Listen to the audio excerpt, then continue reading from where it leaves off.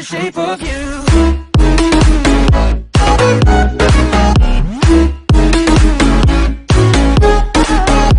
Hey guys, JDP Gaming here, bringing you another episode from my Coventry City career mode. In this episode we're looking to finish off the transfer window.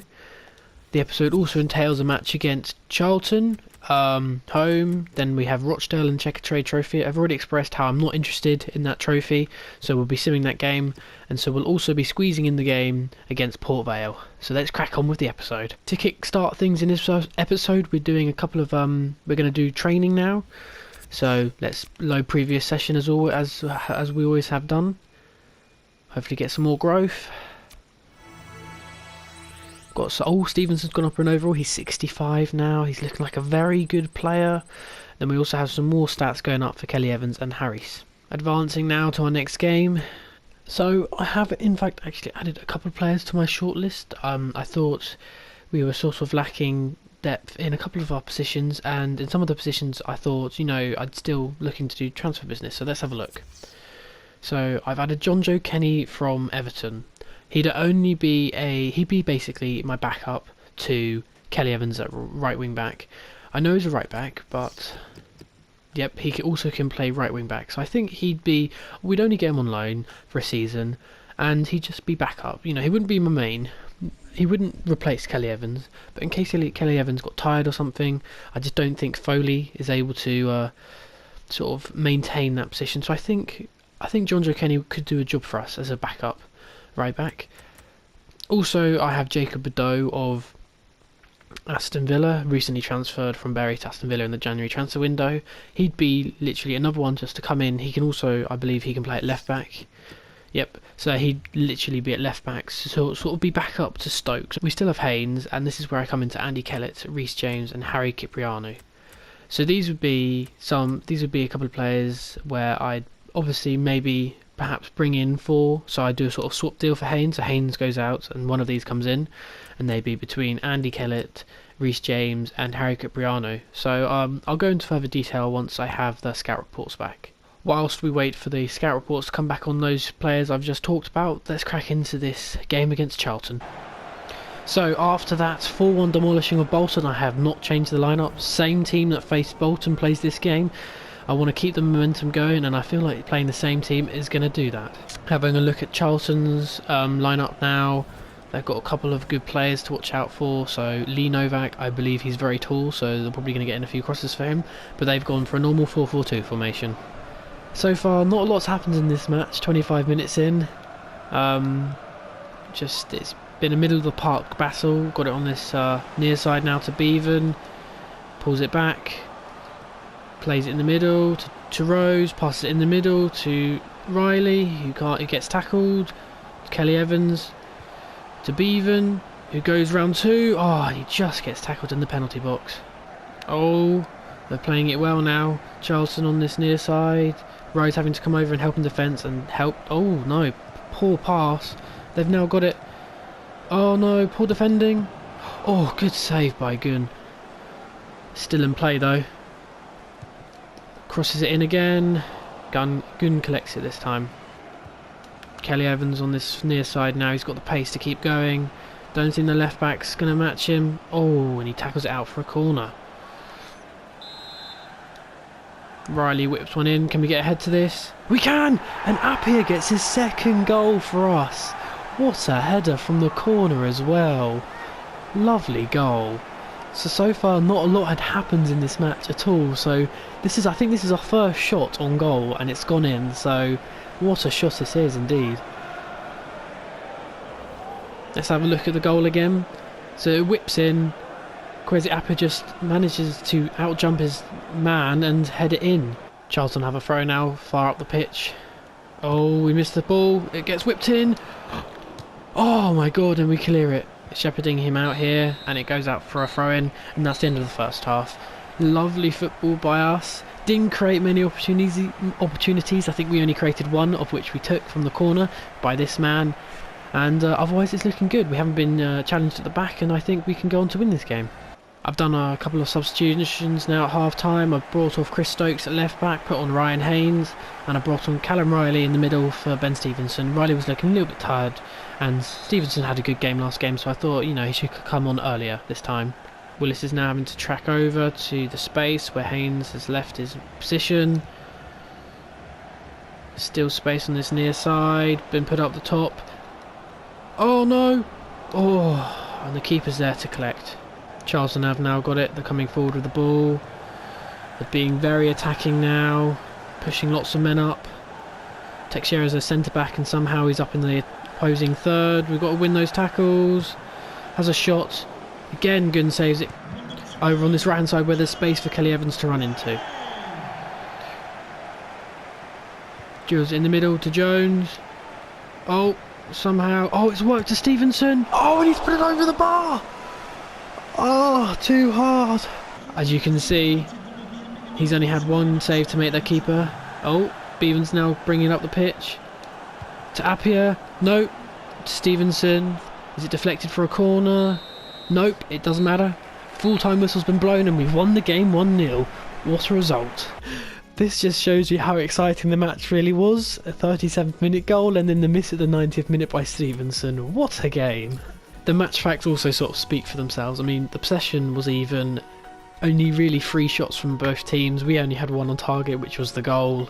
They had 3 on target, which fortunately for us were all saved. More training now. Just same session as last time again. Hopefully some more growth. Kelly Evans has gone up on both as Harris. Harris is looking like a very good centre back for us. So now we've received a transfer offer for Marcus Tudgay from Oxford United. They want to purchase him for 100k. Well, I haven't transfer listed him, so it's interesting that they've given me less than his value. I'm not sure about this. I'll have a look at let's have a look at our squad before we make a decision. I mean, if we have a look at strikers, we have quite a few. So we have, you know, obviously we brought in Appiah. And then McBurney's coming on loan, and Lecco, even though he's right wing, he can play up front. So we brought in 3 more strikers, and then we originally have Bevan. I don't know. I mean, he is 33 years of age, so he's getting on. I mean, his overall's not going to go up anymore. Maybe it's time to maybe cash in on him. Yeah. We'll sort of yeah. Let's ask for more. So they want to give me 100,000 for him. We'll ask for his base value, which is 160. So here we are, the final day of the transfer window. Before we start the countdown until the transfer window has ended, we have this game in the Checkatrade Trophy away to Rochdale. I've already expressed my how I'm not interested in this trophy, so I'll be putting my second team against them. Just do a couple of changes. So we've made a couple of changes to our second team just to make sure the whole team's fresh. So I've put Thomas on up front instead of Tudgay, and I've brought on Lemerish at cam. So let's just simulate this game. If we get a win, we get a win, but if we lose the game, I'm not too bothered. Let's just skip this now. Okay, so we lost 2-0. That's alright. I'm not interested in the trophy. So I have my reports back for the players that I have been I'm interested in. So here's John Joe Kenny. He's 57 overall at the age of 19. I'm not bothered by his overall too much. Like I said, he's only to be a backup to Kelly Evans in case he gets tired or something. So I think let's approach to loan him for a year. 4k. I guess I'll have to be alright, and then so yeah, 1 year loan. So we have these 3 left wing backs we're looking at. I'm going to inquire about Andy Kellett and Reece James, just to see what sort of price they want for both of them. And then Harry Cipriano, again, he's very low rated and he'd just be a backup, so he would be for a loan. So yeah, let's approach Southend to loan him for a year as well. 1 year loan. £850 salary, that's perfect. Bordeaux, he's 16, his overall's only 54, his growth it was probably going to be very good, but I think probably too low, so we're going to remove him from our shortlist. Advancing on through the Transfer deadline day now. We've got a couple of emails. Let's have a look at them. So the Andy Kellett inquiry, they've said 450k. For the Reece James, they've said 2 million. But Southend have accepted the loan for Cipriano, and so have Everton for John Joe Kenny. Oxford have matched the price and have decided to go ahead with the deal for the 160k for Marcus Tudgay, so perhaps Marcus Tudgay could be on his way out. Regarding other offers, I'm going to wait. I'm going to accept the John Joe Kenny deal. Bring him in, spare right back. The Harry Cipriano deal, I'm just going to leave it for a second.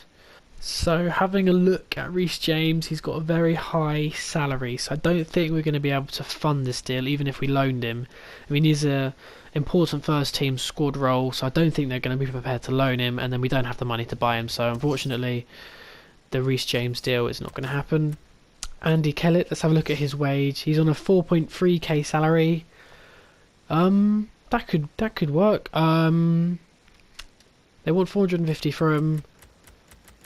Let's go 300 and see what they say to that. So we're going to have said no to Andy Kellett's offer, so I don't think we're going to... I think we're just going to go with Harry Cipriano, bring him in instead. Marcus Tudgay has gone, and I've noticed as a result my manager rating has gone down 1, so obviously that hasn't made me very popular. But, you know, he's 33 years of age. The fact that we got 160k from him is, you know, quite incredible, to be honest with you, but I wish him all the best at Oxford. And so now let's go and accept the deal, the loan deal, to bring in Harry Cipriano for a year. So yeah, so I'm sort of sorted for players regarding bringing them in. I mean, we could maybe get a couple more offers for players, but otherwise, bringing players in, I think we're pretty much sorted. So here we are, our second game of the episode. It's against Port Vale at Vale Park. Let's see if we can keep this winning streak going. So this is Port Vale's lineup. They've gone for a 4-2-3-1. That's what Bolton played, and we beat them with a big scoreline, so hopefully we can do that again with this team.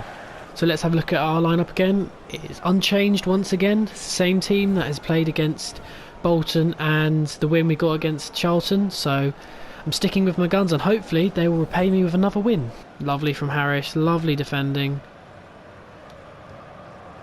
How Jones to run in with the ball, he's still got it on his right foot, shoots across goal, good save from the keeper, and it's out for a corner. Going to call a player to come close, pass it to him. It's Jones on his left foot. Far post to Appiah, who blasts it over the bar. Down this far side to Bevan. Wait for Kelly Evans to make the run. Pulls it back to Jones. Pulls it again to Appiah. First touch is good. Second touch is good. Hit the post and it's out for a corner. Harris there again. Oh, poor pass this time though. To Bevan, who's been set through. One touch, fake shot, near post. Oh, side netting. Lovely move from us, from Coventry though. Ah. One touch by Riley, long shot blocked. Back to Rose. Puts it over to Appiah, puts down the right wing to Kelly Evans. Puts it across the box. No, he doesn't. To Riley, to Jones. And lovely. He smashes it in and gets the first goal of the game right on the end of the first half as well. So there we go, we scored on the end of the first half, and it's looking very good by us. We had lots of chances. Don't know how we didn't score before that, but it doesn't matter, we can keep going and keep going strong. So regarding half-time substitutions, I brought off Stuart Bevan. Thought he had a good game, but it didn't really do too much. And as he kept running in behind the defence, I thought if we're going to have somebody pacey, we should have Jonathan Lecco on the pitch. So Jonathan Lecco comes on. Keeps going backwards though. Whips the ball into Lecco. Oh no, not quite whipped. Oh, and his cross is blocked and it comes out for a corner now.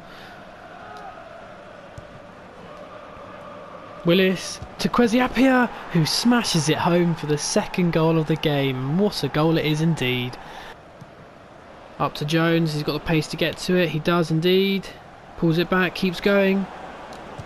Oh, and the shot is blasted over. Maybe that was a little bit selfish, maybe I should have laid it off. But unfortunately his shot is blasted over the crossbar. They switched play now. Down the right wing. Oh, we intercept it though. Oh no, Kelly Evans gets tackled. They've got space because my centre back's taking an age to get up. What are they going to do with the ball? They whip it in. No one's there. Poor deflection. Oh, for God's sake, we didn't clear it, and they worked it, and it's somehow they haven't equalised. Sorry, they pulled one back. It's 2-1. It was here, this header. I don't know why I passed it down the middle, and unfortunately the shot has gone through the legs of my keeper. Good shot nonetheless, but poor clearance. Down this far side to Kwesiapia now. He cuts inside on his right foot. He's got space to run into, but he's tackled and fouled. And a yellow card as a result. Chance for us to now whip the ball in. Riley does so. Can anyone get to it? Lovely header by Rose. Somehow it's kept out. It's still alive though. Appiah though. Up to Leko now. Who has a shot with his left foot. Gone off the post and in for his second goal of the season. Incredible. Incredible shot on Leko's weaker foot as well. And unfortunately the keeper can get to it. It was unsavable. I mean, it hit the post and goes in. Lovely goal, and a lovely third goal of the game for us as well. So that third goal has pretty much killed the game for Port Vale now. They don't have any way back into this.